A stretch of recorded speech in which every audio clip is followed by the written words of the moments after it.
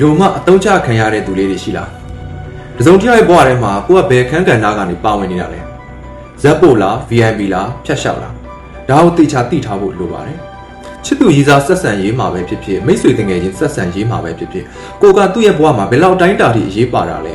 အချိန်ဖြည့်ပေးတဲ့သူတတ်လားသူ့ရဲ့ပျော်ရွှင်မှုအောင်မြင်မှုတွေဆိုအတိမပေးပဲစိတ်ညစ်စရာဒါမှမဟုတ်အားပေးမှုလိုအပ်တဲ့အချိန်ကြာမှာကိုကိုဆက်သွယ်တာမျိုးလားဒါဆိုရင်တော့ကိုကသူ့အတွက်အားကိုးရလူတစ်ယောက်အပြင်မပိုပါဘူးသူကကို့ပေါ်ကောင်းတော့ကောင်းပြနေတယ်ဒါပေမဲ့ကို့အတွက်တကယ်နေရာပေးထားရဲ့လားဆိုတာကိုသိဖို့ဒီချက်၃ချက်ကိုကြည့်အောင်ပထမအဆုံးအချက်ကဦးစားပေးမှုပါ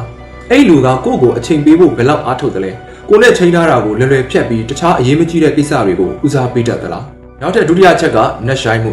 သူတို့ရဲ့တကယ်ဘဝမိသားစုဒါမှမဟုတ်ရင်းနှီးတဲ့တငယ်ချင်းတွေနဲ့ကို့ကိုမိတ်ဆက်ပေးဖို့အတွက်ရှောင်လွှဲနေသလားသူတို့ရဲ့အတိတ်အနာဂတ်စိုးရိမ်ပူပန်မှုဒါမှမဟုတ်ကြီးမားတဲ့ပြဿနာတွေကိစ္စရပ်တွေကိုတင့်ကိုပွင့်လင်းစွာမပြောပြဘဲနဲ့အပေါ်ရန်စကားတွေလောက်ပဲပြောနေလားဒါဆိုရင်တော့သူဟာတင့်ကိုစိတ်ပိုင်းဆိုင်ရာအရာအကွာအဝေးတစ်ခုမှပဲထားပြီးတော့သူတို့ရဲ့ဘဝထဲမှာတင်ကအပြင်လူတစ်ယောက်ဖျက်လျှောက်တစ်ယောက်ဖြစ်နေပဲရှိနေပါတယ်နောက်ဆုံးအရေးကြီးတဲ့အချက်ကတော့ဆက်ဆံရေးကိုအဓိပ္ပာယ်ဖွင့်ဆိုခြင်းပါငါတို့ညကဘာတွေလဲဆိုတဲ့မေးခွန်းကိုသူ့ဘက်ကနေရှောင်လွှဲနေလားအနာဂတ် plan တွေအကြောင်းကိုပြောဖို့ကြောက်ရွံ့နေလားအမြဲတမ်းဒီတိုင်းလေးပဲကောင်းပါတယ်လို့ပြောနေရဆိုရင်တော့ကိုယ့်ကိုလည်းလက်မလွတ်ချင်သလိုနောက်ထပ်ရွေးချယ်စရာ option တွေအတွက်လည်းလမ်းဖွင့်ပေးထားခြင်းတာမျိုးဖြစ်နိုင်ပါတယ်အဓိကပြောချင်တာကတော့ကိုယ်အလေးနဲ့ထားအရေးပေးဆက်ဆံနေတဲ့သူအတွက်ကိုကတကယ်ရေးပါနေတဲ့သူဖြစ်မနေဘူးဆိုရင်ဒီဆက်ဆံရေးဟာ sorry ပါတင့်အတွက်မဟုတ်ပါဘူး